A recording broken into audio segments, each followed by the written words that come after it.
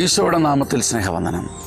വിവാഹത്തിൻ്റെ ദിനവും പ്രാർത്ഥിച്ച് കാത്തിരിക്കുന്ന മറിയത്തിൻ്റെ മുമ്പിൽ സ്വർഗം മറ്റൊരു മംഗള വാർത്തയുടെ ദിനം ഭൂമിയിലേക്ക് ഇറക്കി അവളെ അനുഗ്രഹിക്കുകയാണ്. അവൾക്കറിയില്ല, വരാൻ പോകുന്നതൊന്നും അറിയില്ല, കൺമുമ്പിൽ നടക്കാൻ പോകുന്നതൊന്നും അറിയാതെ യഹോവയുടെ മുഖത്തേക്ക് മാത്രം നോക്കി കാത്തിരിക്കുന്ന മറിയത്തിൻ്റെ മുമ്പിൽ ഒരു ദിവസം പ്രാർത്ഥിച്ച് കാത്തിരുന്ന് ഹൃദയത്തിൽ കുന്തിരിക്കം പുകച്ചിരിക്കുമ്പോൾ മട്ടുപ്പാവിൻ്റെ വലതുവശത്തൊരു വെള്ളിപ്രകാശം പറന്ന് താഴേക്ക് ഇറങ്ങുന്നു. മാടപ്രാവ് മെല്ലെ ചിറക് വിരിച്ച് പനിമഞ്ഞിൽ പറന്നിറങ്ങുന്നത് പോലെ ഒരു സ്വർഗ്ഗപ്രകാശം മറിയത്തിൻ്റെ കൺമുമ്പിൽ അത്ഭുതപ്പെട്ടു പോയി. ദേവതപൂണ്ട് നിന്ന മറിയത്തിന് മുമ്പിൽ സ്വർഗം തൻ്റെ ശബ്ദം ഉയർത്തി പറഞ്ഞു, മറിയം ഭയപ്പെടേണ്ട, സ്വർഗം അയച്ച ദൂതികയാണ് ഞാൻ, കൃപ നിറഞ്ഞവളെ സ്വസ്തി. മറിയം ഭയപ്പെടുകയാണ്, ആലില പോലെ ഉള്ളു വിറയ്ക്കുകയാണ്. ഇതുവരെ ഭൂമിയിൽ അവൾക്കുണ്ടാകാത്ത ഒരു അപൂർവ ദർശനവും ഒരു അനുഭവം. തന്നെ തേടി സ്വർഗം വരാനോ, തന്നെ തേടി സ്വർഗം മംഗളം ചൊല്ലുവാനോ താനാരാണ്, അങ്ങാരാണ്, ദൈവമേ അങ്ങാര് ഞാനാര്? മറിയം വിറയ്ക്കുകയാണ്. അപ്പം വെള്ളിപ്രകാശത്തിൽ നിന്നും മധുരപ്രാവ് പോലെ ഗബ്രിയേൽ ദൂതൻ്റെ ശബ്ദം താഴേക്ക് വീണു, മറിയമേ ദൈവകൃപ നിറഞ്ഞവളെ സ്വസ്തി, കർത്താവ് നിന്നോടുകൂടെ. മറിയം പറഞ്ഞു, ദൈവമേ ഇതൊന്ന് കേൾക്കാനും കാണാനും എൻ്റെ കൂടെ ഒരാളൊന്നുണ്ടായിരുന്നെങ്കിൽ ഞാൻ ഒറ്റയ്ക്കായി പോകുന്നല്ലോ. ദൈവിക ശോഭയിലാണ് ഞാനെങ്കിലും ഉള്ളം വല്ലാതെ പടയ്ക്കുന്നല്ലോ. ഞാൻ എന്താണ് കേൾക്കുന്നത്? ഇതെന്താണ്? ഇതിൻ്റെ അർത്ഥം എന്താണ്? മറിയം ചോദിച്ചു. ത്തിൻ്റെ ശബ്ദം നനുത്ത വെള്ളിപ്രകാശത്തോടെ സംസാരിച്ചു, നിന്നിലേക്ക് ദൈവത്തിൻ്റെ പ്രജ ഇറങ്ങാൻ പോകുന്നു, പരിശുദ്ധാത്മാവിൻ്റെ പ്രാവ് നിന്നിൽ കൂടുകെട്ടാൻ പോകുന്നു. ആകയാൽ നിന്നിൽ നിന്ന് പിറക്കുന്നവൻ ലോകത്തിൻ്റെ പ്രകാശമായ എമ്മാനുവേൽ, ദൈവം നമ്മോടുകൂടെ എന്ന് ജനം പറയുവാൻ തക്കവിധം നിൻ്റെ ഉദരകൂടാരത്തിൽ സ്വർഗം കൂടുകെട്ടുവാൻ പോകുന്നു. പ്രിയപ്പെട്ടവരെ, ചരിത്രത്തിലാദ്യമായി സ്വർഗം ഭൂമിയിൽ ഒരു മനുഷ്യനെ വന്നിച്ച് തലകുനിച്ച് നിൽക്കുന്നു. ദൂതൻ എന്ന് വെച്ചാൽ ബൈബിളിൽ ദൈവത്തിൻ്റെ ശബ്ദമാണ്, ദൈവത്തിൻ്റെ പേഴ്സൺ തന്നെയാണ്. അങ്ങനെ പറയുമ്പോൾ സ്വർഗം ദൈവം തന്നെ ആദ്യമായി നമ്രശിരസ്കനായി ഒരു മനുഷ്യ വ്യക്തിയുടെ മുമ്പിൽ നിൽക്കുന്നു. 6-ാം മാസം ഗബ്രിയേൽ ദൂതൻ ഗലീലിയിൽ നസ്രത്ത് എന്ന പട്ടണത്തിൽ ദാവീദിന്റെ വംശത്തിൽപ്പെട്ട ജോസഫ് എന്നു പേരായ പുരുഷനുമായി വിവാഹ നിശ്ചയം ചെയ്തിരുന്ന കന്യകയുടെ അടുത്തേക്ക് ദൈവത്താൽ അയക്കപ്പെട്ടു. അവളുടെ പേര് മറിയം എന്നായിരുന്നു. ദൂതൻ അവളുടെ അടുത്തു വന്ന് പറഞ്ഞു, ദൈവകൃപ നിറഞ്ഞവളെ സ്വസ്തി, മറിയമേ നീ ഭയപ്പെടേണ്ട, ദൈവസന്നിധിയിൽ നീ കൃപ കണ്ടെത്തിയിരിക്കുന്നു. നീ ഗർഭം ധരിച്ച് ഒരു പുത്രനെ പ്രസവിക്കും. നീ അവന് യേശു എന്ന് പേരിടണം. അവൻ വലിയവനായിരിക്കും, അത്യുന്നതന്റെ പുത്രനെന്ന് വിളിക്കപ്പെടും. അവന്റെ പിതാവായ ദാവീദിന്റെ സിംഹാസനം ദൈവമായ കർത്താവ് അവന് കൊടുക്കും. ഇതെങ്ങനെ സംഭവിക്കും? ഞാൻ പുരുഷനെ അറിയുന്നില്ലല്ലോ. പരിശുദ്ധാത്മാവ് നിന്റെ മേൽ വരും, അത്യുന്നതന്റെ ശക്തി നിന്റെ മേൽ ആവസിക്കും. ആകയാൽ ജനിക്കാൻ പോകുന്ന ശിശു പരിശുദ്ധൻ, ദൈവപുത്രൻ എന്ന് വിളിക്കപ്പെടും. നീതി മിന്നുമാ പൊൻപേടകം നീ മരിയേ, ആധി തിങ്ങുമൻ മനം തേടി നിന്ന കനിവേ, വാരിളം പൂക്കളിൽ തൂമധു കണം പോൽ വാടുമൻ ജീവനിൽ ദൈവസ്നേഹം ഏകുവാൻ, അമലേ അരികിൽ വരണേ നിരതം പൂങ്കതിരായി അരികിൽ. നീതി മിന്നും ആ പൊൻപേടകം നീ മരിയേ, ആധി തിങ്ങും എൻ മനം തേടി നിന്ന കനിവേ. സ്വർഗം വന്നിച്ച, സ്വർഗം ശ്ലാഘിച്ച, സ്വർഗം മംഗളം നേർന്ന ഈ പെണ്ണിനെ നോക്കി, ഈ പവിത്ര കന്യകയെ നോക്കി ഇങ്ങനെ പാടാൻ കഴിയുന്നത് ഭാഗ്യമല്ലേ പ്രിയപ്പെട്ടവരെ?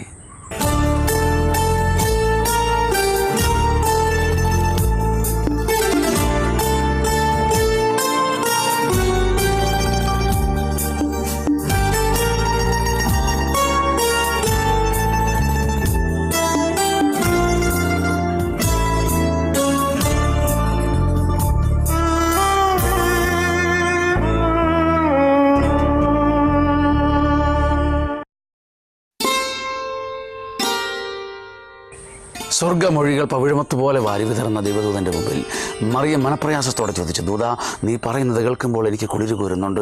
ആത്മീയ അനുഭവത്തിൽ ഞാൻ നീരാടുകയാണ്. ഒരു വെള്ളരിപ്രാവിനെ പോലെ നീലാകാശത്തേക്ക് ഞാൻ പറന്നുയരുന്നുണ്ട്. പക്ഷേ എൻ്റെ മനസ്സിൽ വല്ലാതെ തുടികൂട്ടുന്നൊരു സംശയമുണ്ട്. ഞാൻ പുരുഷനെ അറിയുന്നില്ല. പുരുഷ സ്പർശമില്ലാതെ ലോകത്ത് ഇന്ന് വരെ ഒരു സ്ത്രീയും ഗർഭസ്ഥയായതായി ഞാൻ കേട്ടിട്ടില്ല. എൻ്റെ സംശയം സ്വർഗത്തിന് സ്വീകാര്യമാകുമോ? ദൈവദൂതൻ പറഞ്ഞു, മറിയം, നിന്റെ സംശയം സ്വർഗത്തിന് സ്വീകാര്യമാണ്. പക്ഷേ സകല മനുഷ്യൻ്റെയും പ്രശ്നം ഇതാണ്. എല്ലാ പ്രശ്നങ്ങളുടെയും ഭാരങ്ങളുടെയും ലോകത്തിലുള്ള എല്ലാ ദുഃഖങ്ങളുടെയും ഉത്തരം മനുഷ്യനിൽ തന്നെ തിരയുന്നത് കൊണ്ടാണ് ഈ സംശയം ഉണ്ടാകുന്നത്. മനുഷ്യൻ്റെ ഭാഗധേയം നിർണ്ണയിക്കുന്നത് മനുഷ്യനല്ല. മനുഷ്യൻ്റെ ജീവിതത്തിൻ്റെ അവസാനത്തെ വാക്കും മനുഷ്യനല്ല, ആദ്യവാക്കും അവനല്ല. പരിശുദ്ധാത്മാവാണ് കുരുക്കഴിക്കുന്നത്. പ്രശ്നങ്ങൾ കുരുക്കഴിക്കുന്നതും മനുഷ്യനെ മാടപ്രാവിനെ പോലെ ആകാശത്തേക്ക് ചിറകിൻ്റെ കുരുക്കഴിച്ച് പറത്തിവിടുന്നതും ദൈവത്തിൻ്റെ പരിശുദ്ധാത്മാവാണ്. ആ പരിശുദ്ധാത്മാവാണ് നിന്റെ പ്രശ്നത്തിൻ്റെ ഉത്തരം. പരിശുദ്ധാത്മാവ് നിന്റെ മേലെ വരും. അത്യുന്നതൻ്റെ ശക്തി നിന്റെ മേലെ ആവസിക്കും. പരിശുദ്ധാത്മാവ് നിന്റെ മേൽ വരും, അത്യുന്നതൻ്റെ ശക്തിയാവസിക്കും. മറിയം, നിന്നിൽ പരിശുദ്ധാത്മാവ് വരും. പരിശുദ്ധാത്മാവ് നിന്റെ മേൽ വരും, അത്യുന്നതൻ്റെ ശക്തിയാവസിക്കും. മനുഷ്യന് അസാധ്യമായ കാര്യങ്ങളൊക്കെ മനുഷ്യൻ അവസാനിപ്പിക്കുന്നിടത്ത് ആരംഭിക്കുന്ന ഒരു ദൈവമുണ്ടെന്ന് മറിയം നിന്നിലൂടെ ലോകം പഠിക്കും. മറനീക്കി മനുഷ്യനെ നോക്കി തൊടുന്ന ഒരു ദൈവം, മനുഷ്യൻ്റെ വഴികൾ തീരുന്നിടത്ത്, കൂരിരുൾ ആരംഭിക്കുന്നിടത്ത് പ്രകാശം ആരംഭിക്കുന്നുവെന്ന് ഇനി ചരിത്രം അറിയുവാൻ മറിയമേ, ദൈവം നിന്നിലൊരു സ്വർഗ്ഗവിളക്ക് കൊളുത്തി വയ്ക്കുന്നു. അത് പരിശുദ്ധാത്മാവാണ്. ദൈവത്തിന് അസാധ്യമായി ഒന്നും ഇല്ല. മറിയം പിന്നെ ഒന്നും പറഞ്ഞില്ല. ദൈവത്തിന് അസാധ്യമായി ഒന്നുമില്ലെങ്കിൽ പിന്നെ താനെന്തിന് ഭയപ്പെടണം? തൻ്റെ ചിന്തകളും തൻ്റെ റീസണിങ് പവറും മറിയം ഉടയാട പോലെ അഴിച്ചു വെച്ചിട്ട് പറഞ്ഞു, ദാസി, ഞാനൊരു ദാസി മാത്രം. എൻ്റെ യജമാനൻ സ്വർഗത്തിലും. നീ പറയുക, നിൻ്റെ വാക്ക് അതുപോലെ എന്നിൽ സംഭവിച്ചു കൊള്ളട്ടെ. പ്രിയപ്പെട്ടവരെ, കഥ പോലെ സംഭവം കേട്ടിരിക്കുമ്പം നാം അറിയാതെ പോകുന്നൊരു സംഗതിയുണ്ട്. മറിയത്തിന് അത് മംഗളവാർത്തയല്ലായിരുന്നു, ഒരു സങ്കട വാർത്തയായിരുന്നു. മറിയത്തിന് ആ വാക്കിൻ്റെ മുമ്പിലുള്ള തലകുനിക്കൽ ജീവിതത്തിൻ്റെ ഏറ്റവും വലിയ സങ്കട വാർത്തയായിരുന്നു. കാരണം അവൾക്കറിയാം, ഭർത്താവ് അറിയാതെ ഒരു സ്ത്രീ ഗർഭസ്ഥയായാൽ യഹൂദ പാരമ്പര്യത്തിൻ്റെ ശിക്ഷാവിധികൾ അവൾക്കറിയാം. പട്ടണത്തിൻ്റെ പടിവാതിലേക്ക് ഒരു പട്ടിയെപ്പോലെ വലിച്ചഴിച്ചു കൊണ്ടുപോയി നാലുപാടും കല്ലെറിഞ്ഞ് ഒരു പേപ്പട്ടിയെപ്പോലെ കൊല്ലപ്പെടാൻ സാധ്യതയുള്ള ഒരു ജീവിതത്തിൻ്റെ വൾണറബിലിറ്റിയിലേക്ക്, മുറിയപ്പെടാനുള്ള അവസ്ഥയിലേക്ക് മറിയം തന്നെ തീരെഴുതി വയ്ക്കുകയാണ്. ഇതാണ് മറിയത്തിൻ്റെ മഹത്വം. എൻ്റെ ജന്മം യേശുവിൻ നന്മ പാടി മിന്നുവാൻ, മണ്ണിനെൻ്റെ ജീവിതം മന്നയായി നൽകുവാൻ, മാതാവേ നീ കനിവായി തിരുസവിധേ കൈകൂപ്പിടേണമേ. മാതാവേ നീ കനിവായി തിരുസവിധേ കൈകൂപ്പിടേണമേ. ഞാനും നിന്റെ പുത്രൻ്റേതാവാൻ, തിരുകൃപയുടെ വഴി അനുപമ വഴിയാക്കുവാൻ.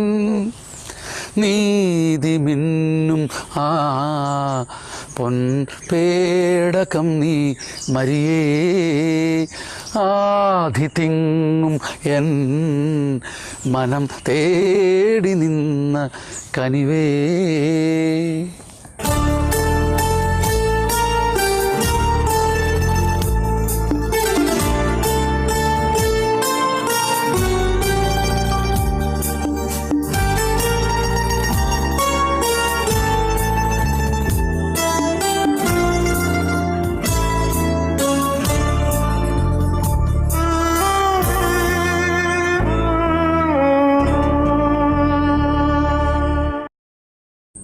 മറിയത്തിൻ്റെ ചങ്ക് പിടയുമ്പോൾ യൗസേപ്പ് ഒരു മയക്കത്തിലാണ്, ഒരു ഉറക്കത്തിലാണ്. വെറും ശരീരത്തിൻ്റെ ഉറക്കമല്ല കേട്ടോ, കാര്യങ്ങൾ മനസ്സിലാക്കാൻ പറ്റാത്ത, മനസ്സിന് ചുറ്റും അന്ധകാരം വട്ടം ചുറ്റുന്ന ശരീരത്തിൻ്റെ മയക്കമല്ല, മനസ്സിൻ്റെ മയക്കം. എങ്കിലും യൗസേപ്പ് വെറും വികാരാധീനനല്ല. ബൈബിൾ പറയുന്നു അവൻ ചിന്തിച്ചുകൊണ്ടേയിരുന്നു തൻ്റെ പ്രിയ സഖിയെക്കുറിച്ച്. അവൾക്ക് ജീവിതത്തിൽ നേരിടേണ്ടി വന്ന ദുഃഖത്തെക്കുറിച്ച്, ഭാരത്തെക്കുറിച്ച് യോസേപ്പ് ചിന്തയിലാണ്. വെറും വികാരങ്ങൾക്കപ്പുറം ധ്യാനത്തിലാണ്. ആ ധ്യാനത്തിലാണ് ദൈവദൂതൻ ഇറങ്ങി വന്നിട്ട് പറയുന്നത്, ജോസഫ്, ദൈവിക സത്യങ്ങൾ തിരിച്ചറിയാൻ നീ ഉറക്കം വിട്ട് എണീൽക്കണം. അപ്പോൾ ചെയ്യേണ്ടത് ചെയ്യാൻ നിനക്ക് സാധിക്കും. ദൂതൻ്റെ വാക്ക് കേട്ട് ജോസഫ് വെളിച്ചത്തിലേക്ക് വരികയാണ്, ഒരു പുതിയ പ്രകാശത്തിലേക്ക്. അപ്പോൾ ചെയ്യേണ്ടത് എന്തെന്ന് തിരിച്ചറിയുവാൻ ജോസഫിന് സാധിച്ചു. മറിയത്തിൻ്റെ കരം പിടിച്ച് കഴുതപ്പുറത്ത് അവളെ കയറ്റിയിരുത്തി രാജകൽപ്പന പ്രകാരം പേരെഴുതിക്കുവാൻ വേണ്ടി ബേത്ലഹേമിലേക്ക് പോയേ പറ്റൂ. യാത്രയായി ഒരു മഹാകഥനയാത്രയുടെ, അഥവാ സ്വർഗം മുൻകൂട്ടി കുറിച്ചു വെച്ച സ്വർഗയാത്രയുടെ തുടക്കം നീതിമാനായ ജോസഫിൽ ആരംഭിക്കുകയാണ്. നീതിമാൻ, നീതിയുള്ളവൾക്ക് സ്വർഗം നിശ്ചയിച്ച നീതിമാൻ. അതെന്താണാവോ അങ്ങനെ? നിയമം പറയുന്നത് അവളെ പരിത്യജിക്കാൻ, നിയമം പറയുന്നത് അവളെ പട്ടിയെപ്പോലെ കല്ലെറിഞ്ഞു കൊല്ലുവാൻ. എന്നാൽ നീതിയുള്ള, വെറും നിയമത്തിനപ്പുറം കരുണയുടെ നീതിയുള്ള ജോസഫിൻ്റെ നീതി, സ്നേഹത്തിൻ്റെയും അനുകമ്പയുടെയും നീതി യാത്ര ആരംഭിച്ചു. കഴുതപ്പുറത്ത് മറിയമിരിക്കുന്നു.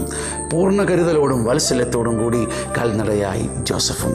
ആ മഹായാത്ര സത്രങ്ങൾ കടന്ന്, വഴിയോരങ്ങൾ കടന്ന്, വഴിയമ്പലങ്ങൾ കടന്ന് മുന്നോട്ട് ദൈവത്തിൻ്റെ സ്നേഹനക്ഷത്രത്തിൻ്റെ വെളിച്ചം മാത്രം അഭയമായ ഭൂമിയിലെ ആദ്യത്തെ സ്വർഗയാത്ര.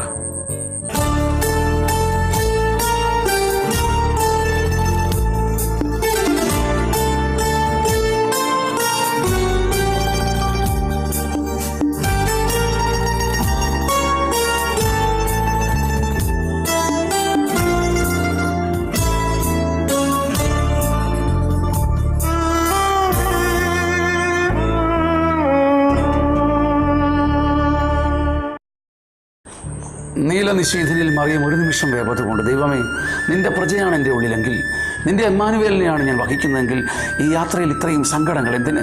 മഞ്ഞ് പെയ്തിറങ്ങുന്ന ഈ കൂരിരുട്ടിൻ്റെ രാത്രിയിൽ ഞാനും ഈ പാവപ്പെട്ട മൃഗവും എൻ്റെ പ്രിയ ഭർത്താവും ഏകരായി പോകുന്നല്ലോ. വഴിയാത്രയ്ക്ക് വഴി കാണിച്ചു തരാൻ ഒരു വഴിവിളക്കില്ലാതെ ഒറ്റപ്പെട്ടു പോകുന്നല്ലോ. സത്രങ്ങളിൽ യോസേപ്പ് പിതാവ് മുട്ടി. ഇവിടെ എൻ്റെ പ്രിയ ഭാര്യയ്ക്ക്, പൂർണ്ണഗർഭിണിയായ എൻ്റെ ഭാര്യയ്ക്ക് പറക്കുവാൻ സ്ഥലമുണ്ടോ? അവർ പറഞ്ഞു, ഇവിടെ സ്ഥലമില്ല, പുറത്ത്. മറ്റൊരിടത്തെ യോസേപ്പ് ചോദിച്ചു, ഇവിടെ ഒരു അല്പസ്ഥലമുണ്ടോ? അവരും പറഞ്ഞ്, വാതിൽ കൊട്ടിയടച്ചുകൊണ്ട് പറഞ്ഞു, പുറത്ത്. മറ്റൊരാൾ പരിഹസിച്ച് പറഞ്ഞ്, ഇവിടെ സ്ഥലമുണ്ട്, പക്ഷേ ആ കാലിത്തൊഴുത്തിലേക്ക്, ആ പുൽക്കൂട്ടിലേക്ക്, മൃഗങ്ങളുടെ ചാണകവും വിയർപ്പുമൊക്കെ വീണ് ഇഴഞ്ഞ ദുർഗന്ധത്തിൻ്റെ മണ്ണിലേക്ക് മറിയത്തിൻ്റെ കൈയും പിടിച്ച് യൗസേപ്പ് പോവുകയാണ്. ദൈവം അവർക്കൊരുക്കിയ സത്രം അതായിരുന്നു. കുറേ ചോദ്യങ്ങൾ നമ്മുടെ മുമ്പിലുണ്ട്. എന്തുകൊണ്ട് എമ്മാനുവേൽ ഈ പാതിരാത്രിയിൽ പിറന്നു? നിങ്ങൾ ഓർത്തിട്ടുണ്ടോ? മറിയത്തിൻ്റെ ഈ പൊന്നോമന കുഞ്ഞ് എന്തുകൊണ്ട് ഈ പാതിരാത്രിയിൽ പിറന്നു? ഇരുട്ടിൻ്റെ നെറുകയിൽ പിറന്നു. എന്തുകൊണ്ട് ഈ കുഞ്ഞിനെ ദൈവം മഞ്ഞിൻ്റെ നെറുകയിൽ വെച്ചു? തണുത്ത് വിറയ്ക്കുന്ന മരം പോലും തണുത്ത് വിറയ്ക്കുന്ന ഈ മഞ്ഞിൻ്റെ നെറുകയിൽ വെച്ചു. സ്വർഗത്തിന് പറയാൻ ഉത്തരമുണ്ട്. മറിയത്തിൻ്റെ മകനിലൂടെ ദൈവം ഉത്തരം പറയുന്നു, കുഞ്ഞെ, നിന്റെ പാപത്തിൻ്റെ ഇരുട്ടിലും, in the concentrated darkness of your sin, Emmanuel നിന്നെ തേടി വരും എന്ന് തെളിയിക്കാനാണ് ഇരുട്ടിൻ്റെ നെറുകയിൽ മിശിഹ പിറന്നത്. നിന്റെ പാപം എത്ര ഇരുട്ടാണെങ്കിലും കർത്താവ് നിന്നെ തേടി വരും എന്ന് തെളിയിക്കാൻ അവിടുന്ന് ഇരുട്ടിൻ്റെ നെറുകയിൽ പിറന്നു. അവിടുന്ന് അപ്പോൾ പിന്നെ തണുപ്പിൻ്റെ ഉച്ചിയിൽ പിറന്നതോ, വല്ലാതെ തണുത്ത് ഉറയ്ക്കുന്ന അന്തരീക്ഷത്തിൽ പിറന്നതോ? മിതോഷ്ണകാലത്തായിരുന്നെങ്കിൽ പിറവി എത്ര മനോഹരമായിരുന്നു. സ്വർഗത്തിനൊരു ലക്ഷ്യമുണ്ട്. നിന്റെ മനസ്സ് മരച്ച് തണുത്ത് ഉറഞ്ഞ് പ്രതീക്ഷ വറ്റി നീ ഇങ്ങനെ തണുത്ത് വിറച്ച് മരച്ചിരിക്കുമ്പോൾ നിന്റെ മരവിപ്പിലേക്ക് എമ്മാനുവേലിനെ, മറിയത്തിൻ്റെ കുഞ്ഞിനെ ദൈവം അയക്കും. പരിശുദ്ധാത്മാവ് നിന്റെ മേലെ വരും. അത്യുന്നതൻ്റെ ശക്തി നിന്റെ മേലെ ആവസിക്കും. മറിയം തൻ്റെ കുഞ്ഞിനെ പിള്ളക്കച്ചകൾ കൊണ്ട് പൊതിഞ്ഞു. ബൈബിൾ മുഴുവൻ രൂപകമാണ് പ്രിയപ്പെട്ടവരെ.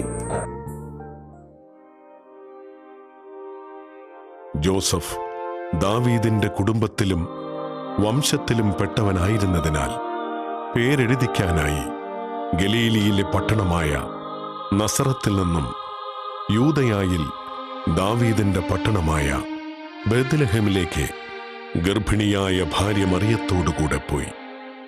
അവിടെ ആയിരിക്കുമ്പോൾ അവൾക്ക് പ്രസവ സമയമടുത്തു.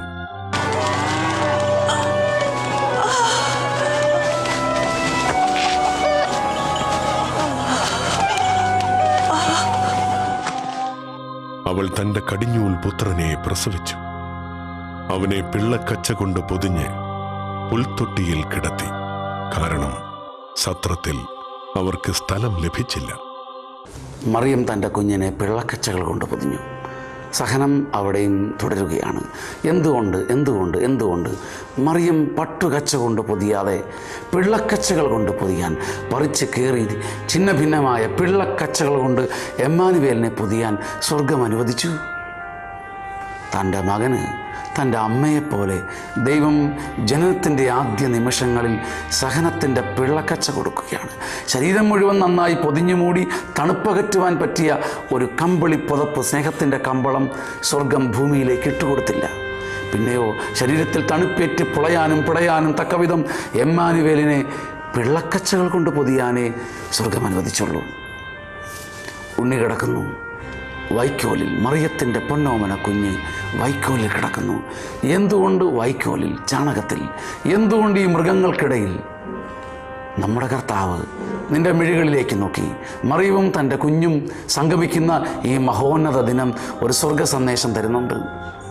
കുഞ്ഞേ, നിന്റെ മൃഗസ്വഭാവങ്ങൾക്കിടയിൽ, നിന്റെ പ്രാകൃത സ്വഭാവങ്ങൾക്കിടയിൽ മനുഷ്യപുത്രൻ നിന്നെ തേടി വരും എന്ന് കാണിക്കാനാണ് വൈക്കോലിലും ചാണകത്തിൻ്റെ മെഴുകിൻ്റെ ഇടയ്ക്കും മൃഗത്തിൻ്റെ ദുർഗന്ധത്തിൻ്റെ ഇടയ്ക്കും എമ്മാനുവേൽ പുഞ്ചിരിക്കുമ്പം നീ ഓർത്തോണം, നിന്റെ പ്രാകൃത സ്വഭാവങ്ങൾക്കും വികൃത ഭാവങ്ങൾക്കും വൈക്കോലിൻ്റെ നടുവിൽ നിന്നെ തേടി മിശിഹ വരും. നെഞ്ചിലെ പുൽക്കുടിൽ ശയ്യയിൽ രക്ഷക ഉണ്ണിയായുറങ്ങാൻ മടിക്കരുതേ. അഞ്ചിതൾ പൂപോൽ നൊമ്പര സീമയിൽ പുഞ്ചിരി തൂകുവാൻ മറക്കരുതേ. എന്നിലെ എന്നെ ഞാൻ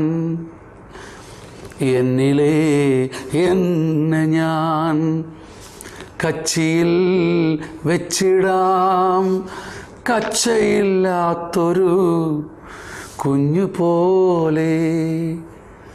ഓ എന്നിലെ എന്നെ ഞാൻ കച്ചിയിൽ വെച്ചിടാം, കച്ചയില്ലാത്തൊരു കുഞ്ഞു പോലെ. ഉണ്ണി, പുഞ്ചിരിക്കുന്ന പൊന്നുണ്ണി, എൻ്റെയും എന്നോടൊപ്പമുള്ള ആയിരങ്ങളുടെയും ആത്മാവിൻ്റെ ഇരുട്ടകറ്റുന്ന നിൻ്റെ പുഞ്ചിരി ഇന്ന് സത്യമായും എനിക്ക് തരണം. നിൻ്റെ കിളിക്കൊഞ്ചൽ എനിക്ക് കേൾക്കണം. നീ വളർത്തിയ നിൻ്റെ തന്നെ അമ്മയുടെ ഓരം ചേർന്ന് ഞാൻ നിൽക്കുന്നു. And it's A paradox. നീ ഉണ്ണിയാണ്, നീ തന്നെയാണ് നിൻ്റെ അമ്മയെ തിരഞ്ഞെടുത്തതും. ഉണ്ണി, ഈ പ്രിയ ദിനത്തിൽ നിൻ്റെ അമ്മയോട് ചേർന്ന് നീതി മിന്നുന്ന പൊൻപേടകത്തോട് ചേർന്ന് ഞാൻ നിന്നെ ആരാധിക്കുന്നു. നീതി മിന്നുമാ പൊൻപേടകം നീ മരിയേ, ആദി തിങ്ങും എൻ മനം തേടി നിന്ന കനിവേ. വാരിളം പൂക്കളിൽ തേൻ മധു കണം പോൽ വാടുമൻ ജീവനിൽ ദൈവസ്നേഹം ഏകുവാൻ. അമലേ മരിയേ വരണേ അരുകിൽ പുൽക്കുടിലൊന്നു തീർക്കാൻ. അമലേ മരിയേ വരണേ അരികിൽ പുൽക്കുടിലൊന്നു തീർക്കാൻ, പുൽക്കുടിലൊന്നു തീർക്കാൻ. ആഹാ, പുൽക്കുടിലൊന്നു തീർക്കാൻ. നീതി മിന്നും ആ പൊൻപേടകം നീ മരിയേ, ആദിതിങ്ങും എൻ മനം തേടി നിന്ന കനിവേ. ഈ പുണ്യദിനത്തിൽ ആ കനിവിൻ്റെ വിൺപ്രകാശം ഉണ്ണി നിനക്ക് തരും. ഉണ്ണി നിനക്ക് നൽകുന്ന ഏറ്റവും വലിയ മറക്കുട തൻ്റെ അമ്മയുടെ സ്നേഹമാണ്. ഉണ്ണി പുഞ്ചിരിക്കുമ്പോൾ ആ പുഞ്ചിരിയിലൂടെ മറിയത്തിൻ്റെ സ്നേഹവും വാത്സല്യവും കൂടി നീ അറിയും. അതാണ് ലോകൈക അത്ഭുതം. ഈ അത്ഭുതത്തിൻ്റെ നടവഴിയിൽ നിന്ന് ഈ മനോഹര ദിനത്തിൻ്റെ പനിമഞ്ഞിൽ കുളിച്ച് നക്ഷത്രങ്ങളെ നോക്കി ഗ്ലോറിയ പാടി നിൽക്കുമ്പോൾ നാം ഇന്ന് പിരിയുന്നു.